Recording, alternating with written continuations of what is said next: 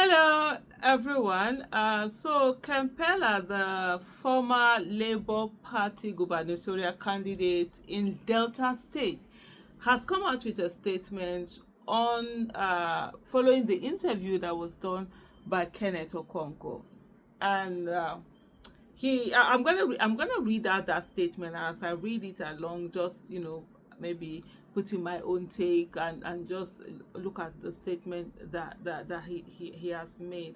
uh there has been a lot of reaction across board following the interview that was done by Kenneth Okonkwo, and I'm sure many of you have seen that.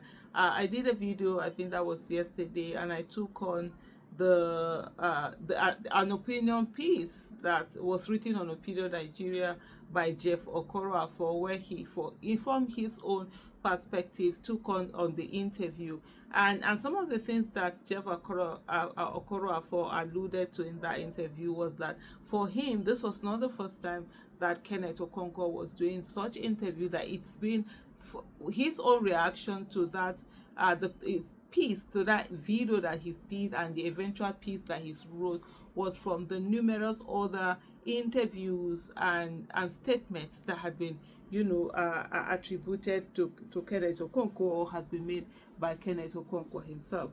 So looking at this, and it's on an official, Pela put this on his official letter headed. What's that thing called again?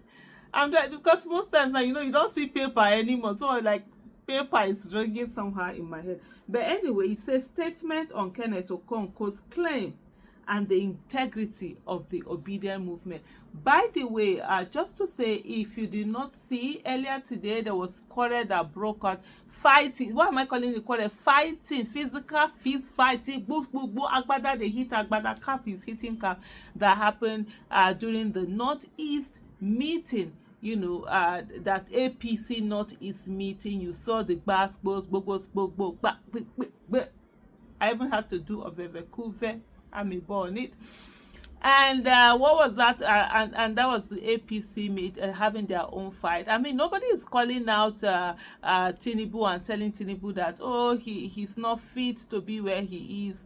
The office that he rigged to be in is not fit to be there because some people are fighting in his party. And I don't even think I've seen any Labour Party people get to that fist fight. But that's what is happening here. But Nigeria, sometimes a lot of people are so disingenuous. They will look for everything to be able to look at someone and say, oh, this is the reason why you are not doing this. This is the reason why. Yeah, was always a reason. Like I always say to people, excuses are like shoes, and you always find the one to fit. Please let me get right into the meeting, right into the thing that brought us here. So this is statement on Kenneth Okonkwo's claim and the integrity of the obedient movement. And say, in every true struggle, according to Pela, for change, moments arise when disappointment threatens to distract and discontent seeks to divide. But history teaches us that the greatest revolutions are not built on perfect men, but rather they are built on unwavering conviction. I have watched with concern, he said, the recent video in which my brother, Barrister Kenneth Okonkwo, accuses Mr. Peter Obi of betrayal. Before making this statement, I took the liberty to conduct a deep review of available public records, transcripts, and online commentary using independent AI-assisted research tools, including ChatGPT. I found no evidence, he said, direct or implied, that Peter Obi ever called Kenneth Okonkwo a betrayer. If such a reference exists, it is neither public nor traceable to any verified source. Accordingly, the burden of proof lies with Kenneth Okonkwo. If such an accusation truly exists, let him produce the evidence. Otherwise, this interview risks being seen as an unfortunate attempt to gaslight Nigerians and distract obedience from the task at hand. Pending production of any such proof, if it exists, I can confidently say this without any ambiguity. At no time has Peter Obi called Kenneth Okonkwo a betrayer. On the contrary, even in the face of sharp criticism, Mr. Obi responded with the kind of restraint and magnanimity we wish to see more of in our politics.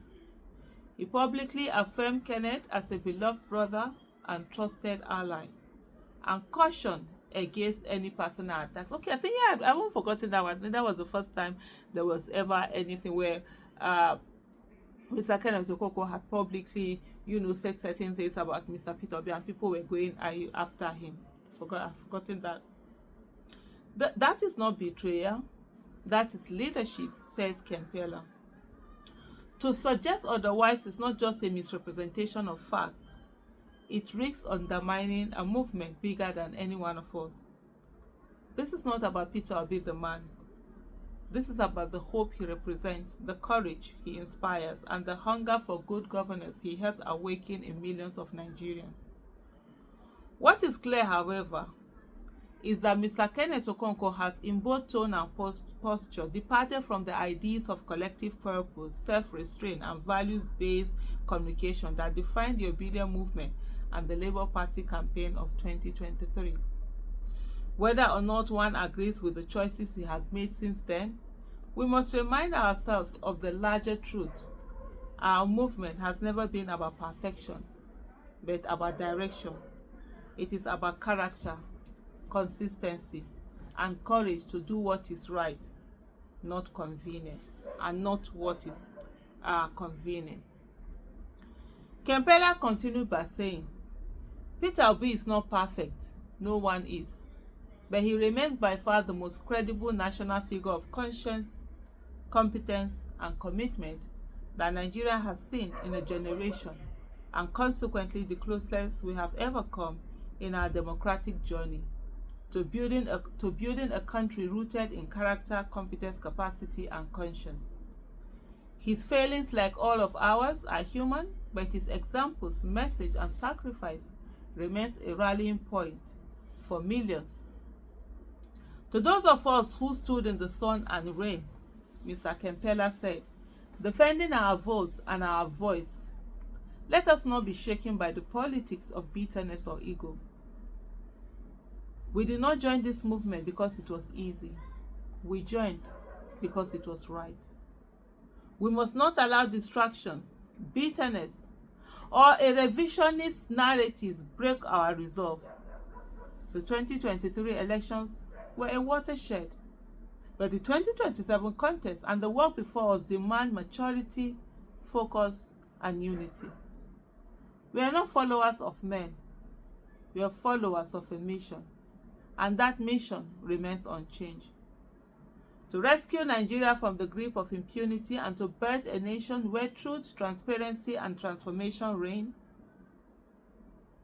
So to every obedient, I say this: we did not follow Peter Obi because he was flawless. We followed him because he was fearless, frugal, and faithful to the Nigerian people. Our eyes remain on the goal, a new Nigeria that works for all of us. So stand firm, speak up, stay focused, like Aaron and Hur to Moses. And through him, yes, through this movement, a new Nigeria is still possible. God bless Peter Obi. God bless Nigeria. God bless all who labor for her rebirth. Hey, this is where wahala go dey.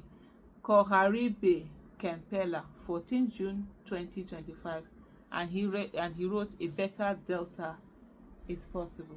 I think I'm just going to end it here because I really don't have anything to add. He really has said it all. Thank you.